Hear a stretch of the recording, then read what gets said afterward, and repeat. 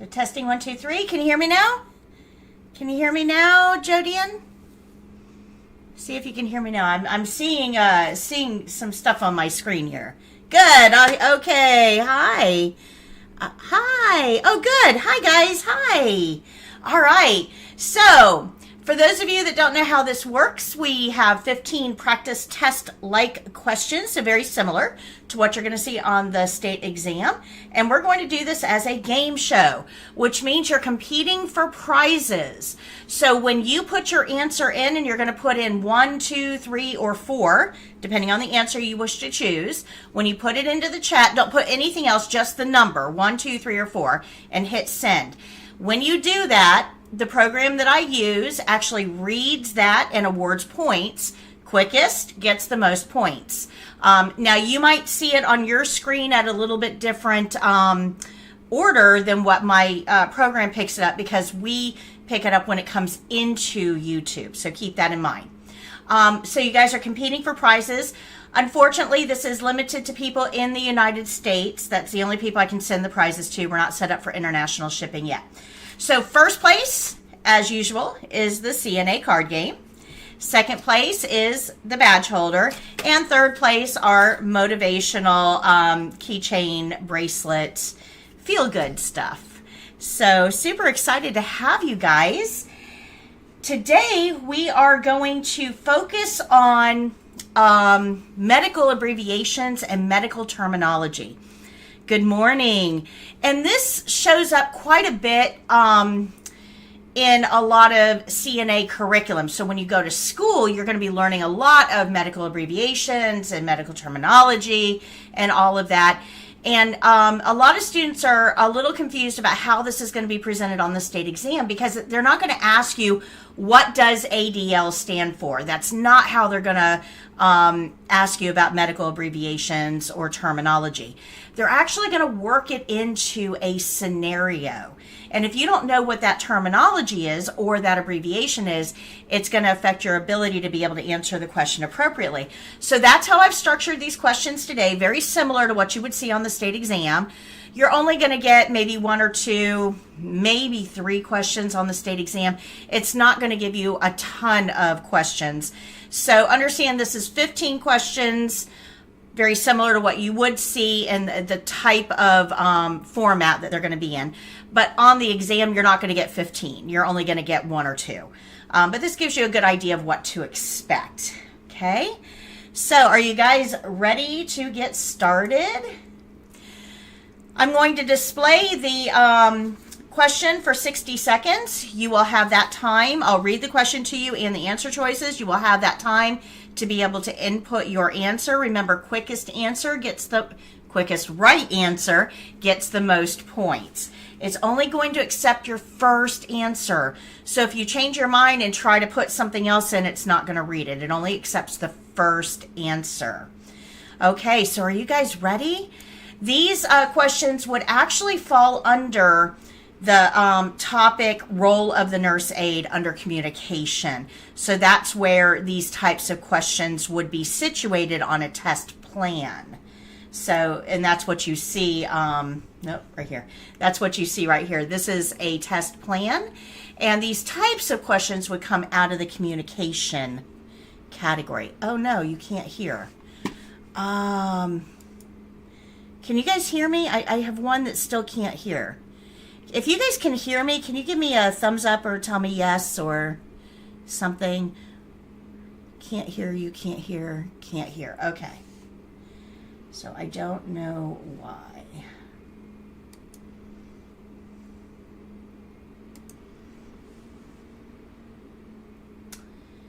Let's see here. Hold on, I'm working on this. Hold on. Properties.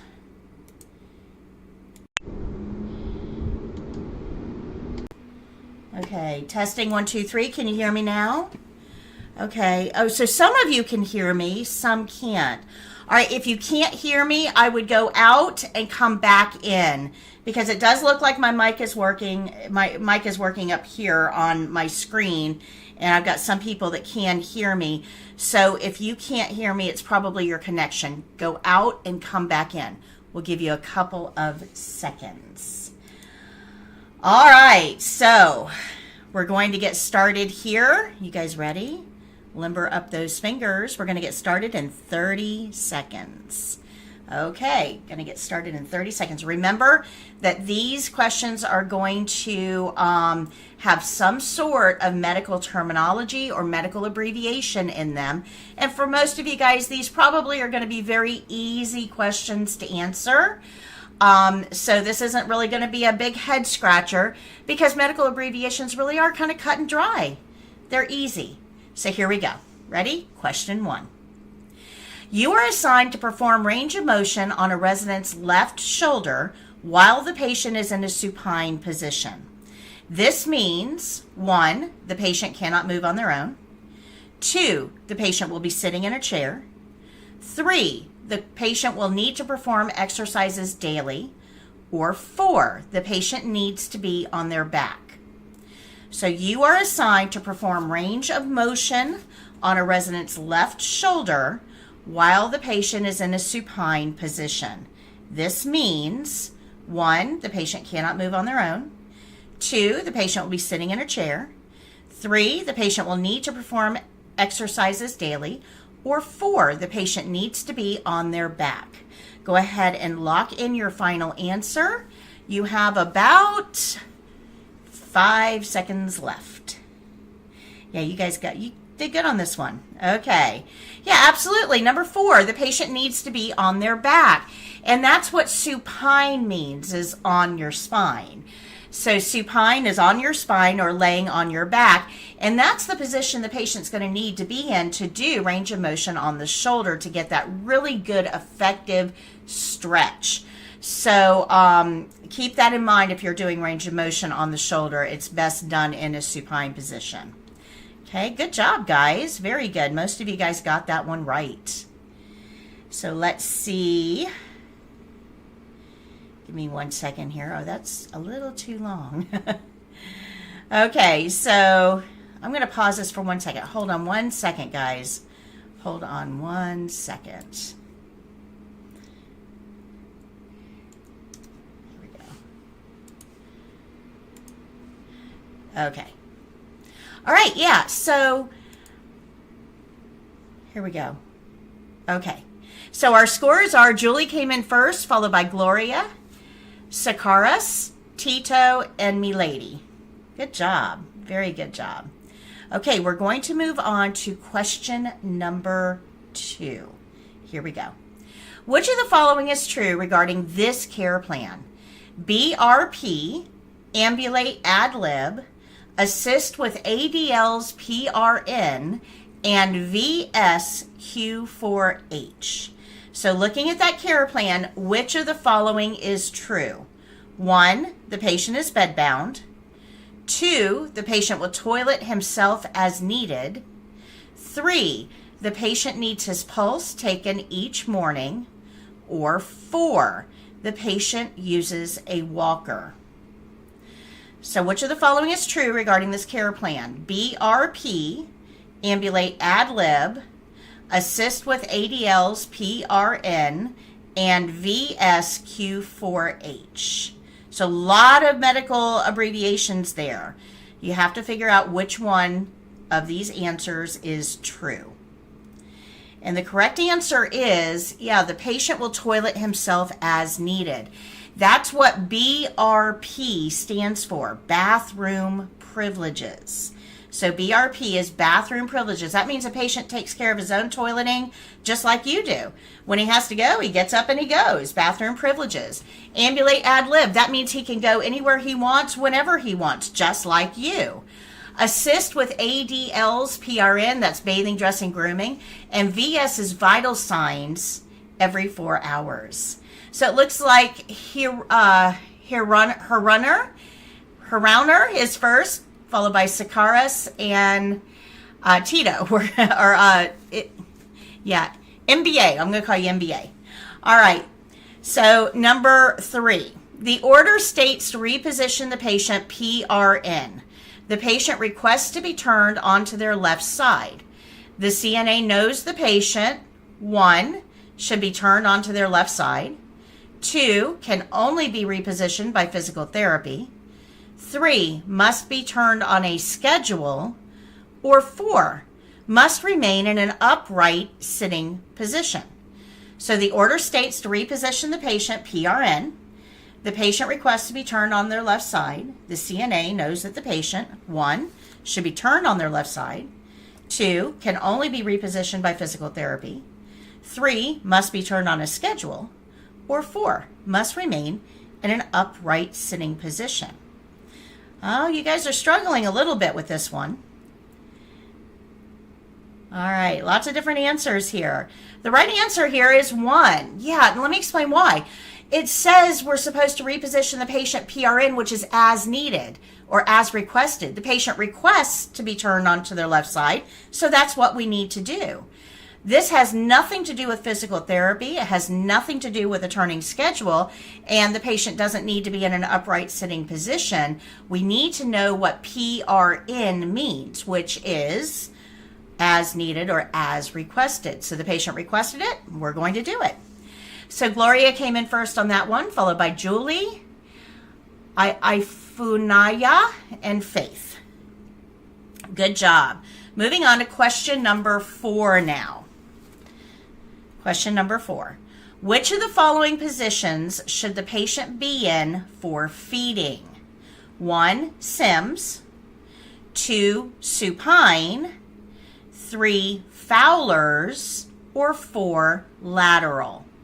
Which position should the patient be in for feeding? 1, Sims.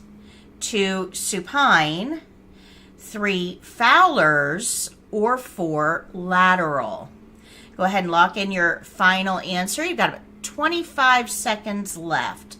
A couple different answers on this one too. This quiz is turning out to be a little harder than I expected for you.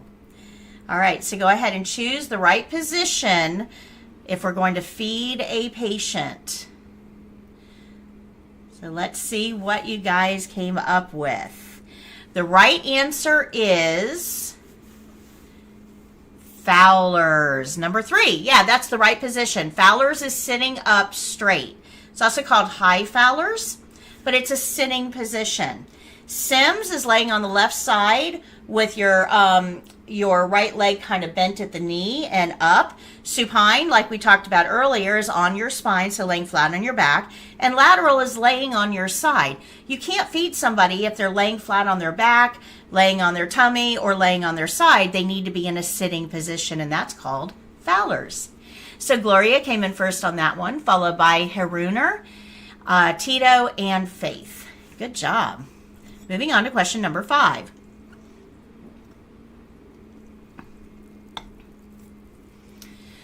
A patient's care plan tells you to have the resident dressed and in a wheelchair at 1600. When should this be completed by? 1, 6 a.m., 2, 6 p.m., 3, 4 p.m., or 4, 4 a.m. So a care plan tells you to have the resident dressed and in a wheelchair by 1600. When should this be done by? 1, 6 a.m., 2, 6 p.m., 3, 4 p.m., or 4, 4 a.m. So this is asking, do you know what 1600 is in military time? Because in healthcare, we use military time. So you've got to be able to make this conversion. You've got to know how to tell time using a 24-hour clock or military time. So the right answer here is 3. 4 p.m. That is the right answer.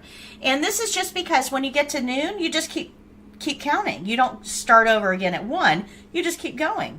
So you get to 11, 12. Instead of going to 1, you're going to go 13, 14, 15, 16. So 1600 is 4 p.m. Very good. And if you need help on that, my skills book does have a lesson on military time. All right, here we go. Julie came in first on that one, followed by Hiruner, Jodian, and Gloria. Good job. All right, moving on to question number 6. Here we go. Question number 6. You are caring for a patient that requires full PPE. This means that you must, 1, wear a gown, gloves, mask, and eyewear when performing care. 2, double glove when providing care. 3, only use the patient's own personal equipment and supplies. Or 4, explain all procedures and obtain written consent. So you're caring for a patient that requires full PPE. This means that you must, 1, wear gown, gloves, mask, and eyewear. 2, double glove. 3, only use the patient's own equipment and supplies.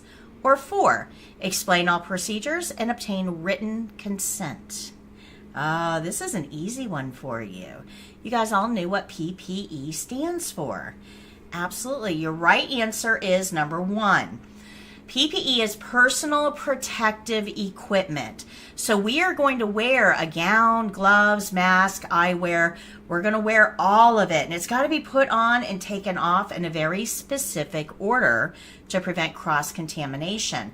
But when an order says full PPE, we're going to cover everything. So we want to make sure we're covering the holes on our face and nothing splashes in and we don't breathe in pathogens. We want to cover our clothing. So that's PPE. So Churl came in first on that one, followed by Sakaris, Julie, and Jodian. Good job.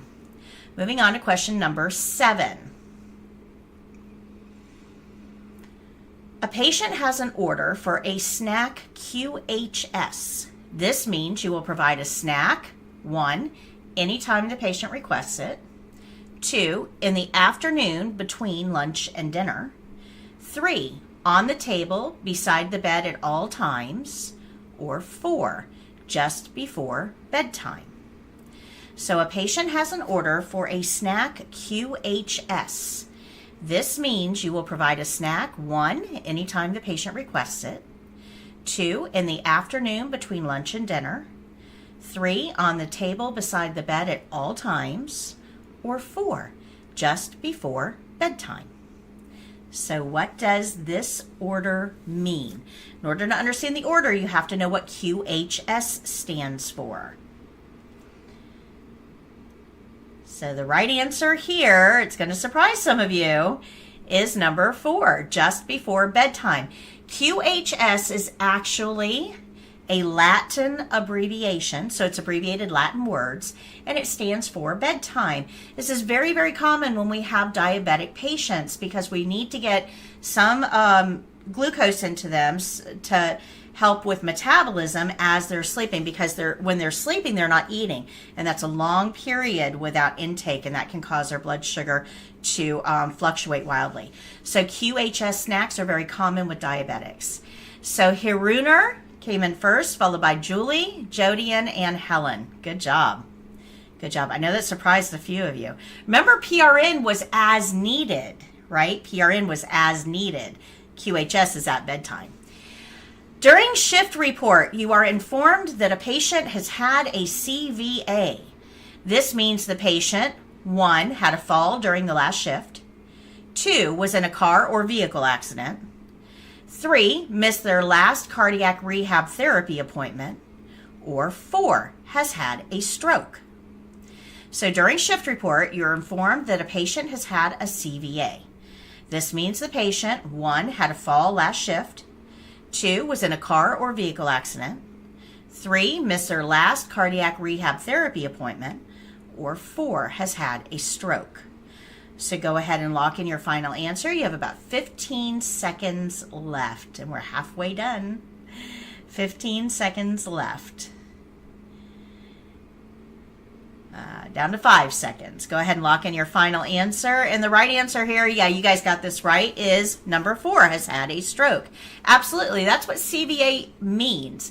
It actually stands for cerebrovascular accident, which is an interruption in blood supply to a part of the brain, causing that brain tissue to become affected and possibly die. That is, we call it a stroke. The layperson term is a stroke. But the technical term is CVA, or cerebrovascular accident. Yeah, and that means it's going to change our care plan a little bit because we're going to have to monitor the patient in a very specific way. So Gloria came in first, followed by Hironer, Salemawit, Sakaris, and Nanda. Good job. All right, moving on to question number 9. Here we go. Your patient asks for a cup of tea at 11 a.m. and the care plan states that they're NPO until noon, then clear liquids. You should, 1, give them tea without sugar. 2, offer juice instead. 3, offer to bring them tea at noon. Or 4, document that they're not following the care plan. So your patient asks for a cup of tea at 11, and the care plan states that they're NPO until noon, then clear liquids. You should, 1, give them tea without sugar. 2, offer juice instead. 3, offer to bring them tea at noon. Or 4, document that they're not following the care plan. This one's going to stump you guys a little bit. Yeah, I see a lot of number 4s here. Let's see what the right answer is. The right answer here is actually 3. Yeah, we're going to offer to bring them tea at noon because it says that they're NPO until noon. NPO is nothing by mouth. So we're not going to give them tea or offer juice. We're going to offer to bring them tea at noon. So 1 more hour, you can have a cup of tea. We don't want to document that they're not following the care plan because they are. They asked you for a cup of tea. It doesn't mean they're not following the care plan. They may not know that they're NPO. So documenting that they're not following the care plan is actually not our place here. So Julie came in first, followed by Hironer, Jodian, and Salamawit. So good job. Yeah, that one kind of messed you up a little bit, didn't it? That was a tricky question.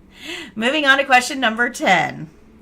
You're passing trays to patients on your hall and notice a diet card that states NAS. You should, 1, pass this tray last. 2, ensure there are no salt packets on the tray. 3, open all containers and cartons before serving. Or 4, feed the patient slowly. So what do you guys think? You're passing trays to patients on your hall and notice a diet card that states NAS. You should, 1, pass this tray last. 2, ensure there's no salt packets on the tray. 3, open all containers and cartons before serving. Or 4, feed the patient slowly. So what do you guys think? Go ahead and lock in your final answer. And the right answer here, yeah, most of you guys got this one right, is number 2. Ensure that there's no salt packets on the tray. NAS actually stands for no added salt. So that means that we're not going to season the food with salt. We can use no salt seasoning. We're also probably going to want to look at making sure that the vegetables are fresh and not canned and kind of cutting down on sodium where we can. But the big thing here is no added salt means that we don't want salt packets on the tray. So good job. You guys mostly knew that one. Cheryl came in first on that one, followed by Haruner, Gloria, and Nanda. Good job. I thought that one was going to be harder for you. Most of you got that one right. Good job. All right, question number 11. Giving information to anyone other than the patient and the treatment team without permission is a violation of 1, HOSA, 2, HIPAA, 3, OSHA, or 4, OBRA. Giving information to anyone other than the patient and the treatment team without permission is a violation of 1, HOSA, 2, HIPAA, 3, OSHA, or 4, OBRA. A lot of initials here. Yeah, you guys got this one. Good job. 15 seconds. Go ahead and lock in your final answer. Most people know about this law. Most people know. So your correct answer here is number 2. HIPAA. Absolutely. Absolutely. And HIPAA is the Health Insurance Portability and Health Insurance Privacy and Portability Act. and Health Insurance Portability and Accountability Act. That's it. And it is specifically designed to help patients control the flow of their own information. So we can't give any information to anybody without permission. And honestly, that's really something that the nurse should make the decision on. So just don't give information. So Julie came in first, followed by Gloria, Churl, and Hiruner. Very good. Moving on to question number 12. We're almost done. Only 3 to go. Question number 12. When caring for a patient with receptive aphasia after a stroke, you know that the patient may not be able to, 1, understand what you're saying, 2, communicate using a picture board, 3, walk without assistance, or 4, taste or smell. So you're caring for a patient with receptive aphasia after a stroke. You know the patient may not be able to, number 1, understand what you're saying, 2, communicate using a picture board, 3, walk without assistance, or 4, taste or smell. Go ahead and lock in your final answer. You've got about 10 seconds left. Oh, the answers are all over the place on this one. Yeah, so let's see what the right answer here is. And we have to understand what receptive aphasia is to answer this question. Yeah, patients with receptive aphasia means that they can hear the words that you're saying, but when they get to the brain, they get all scrambled, so they can't really understand what you're trying to convey. So when we're working with patients with receptive aphasia, we may have to think about different ways of presenting the same information because they may not be getting it right the first time because the brain just scrambles all of those words. So a lot of patience and working on your communication is going to be important. Gloria came in first on that one, followed by Nanda, Churl, and Stephanie. Good job.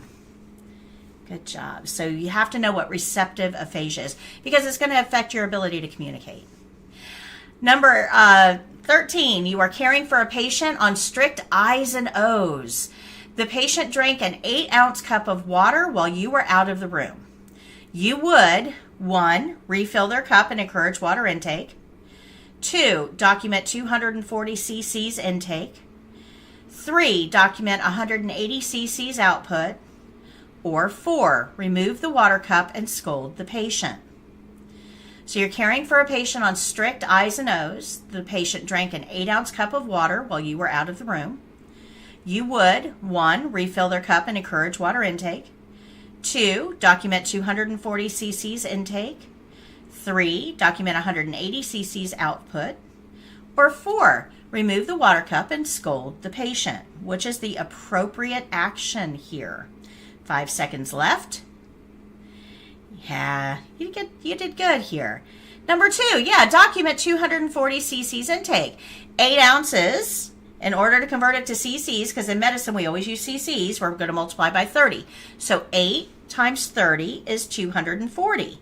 They drank it, so it went in the patient. That's intake. So 240 cc's intake is what we would document. Yeah.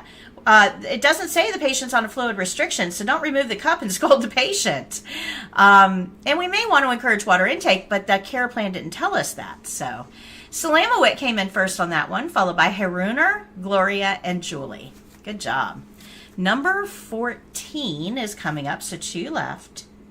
Number 14 is coming up. You are caring for a terminally ill patient with a DNR.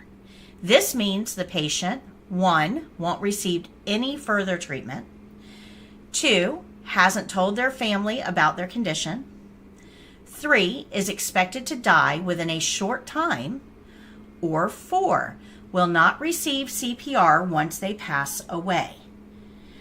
So you are caring for a terminally ill patient with a DNR.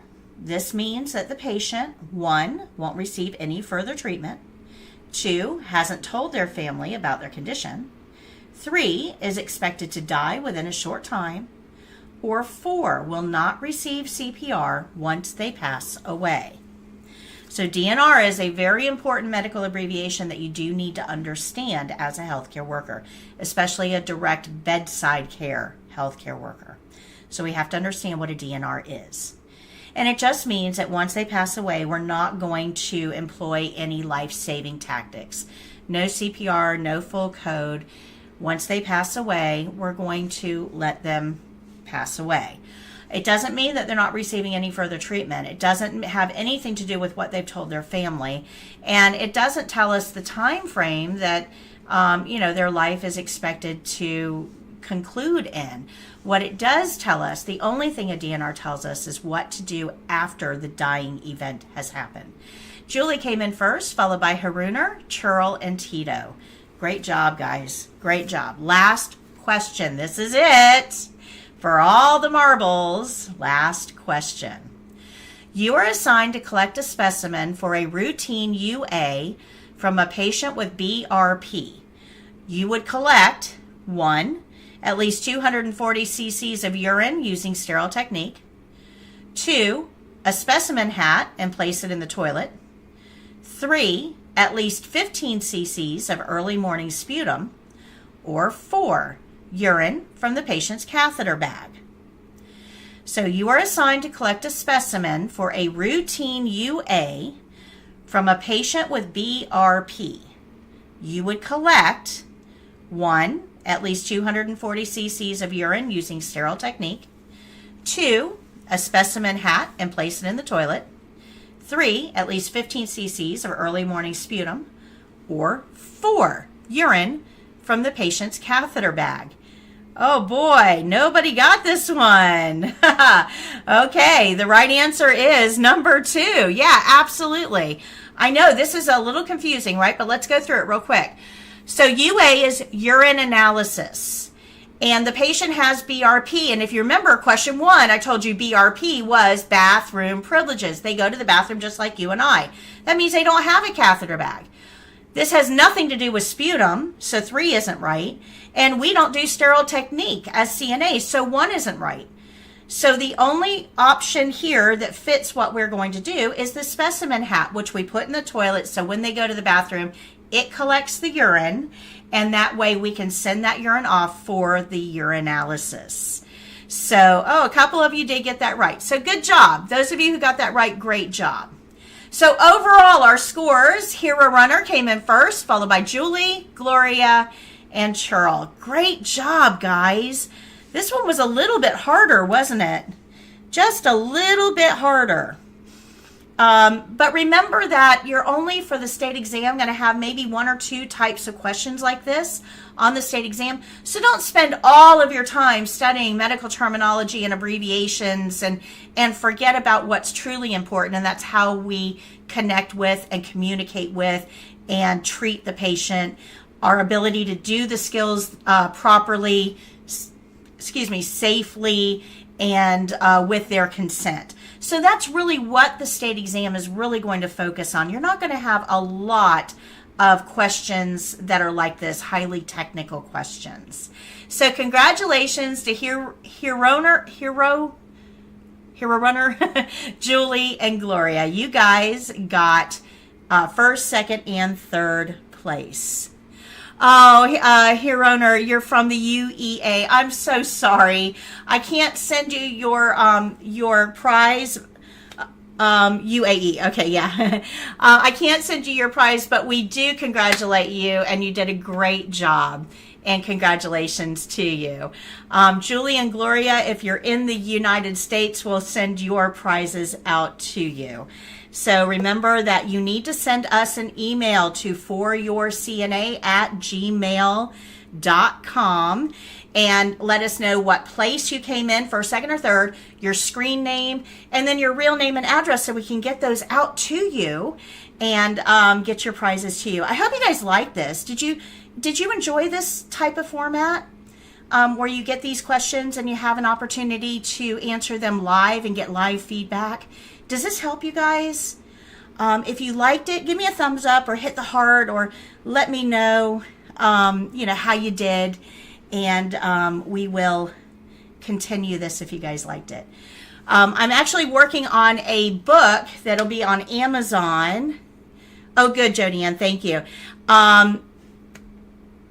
If I'm actually going to be working on a book of practice test questions that will be on Amazon later this week. And these are the types of questions that we'll have in that book.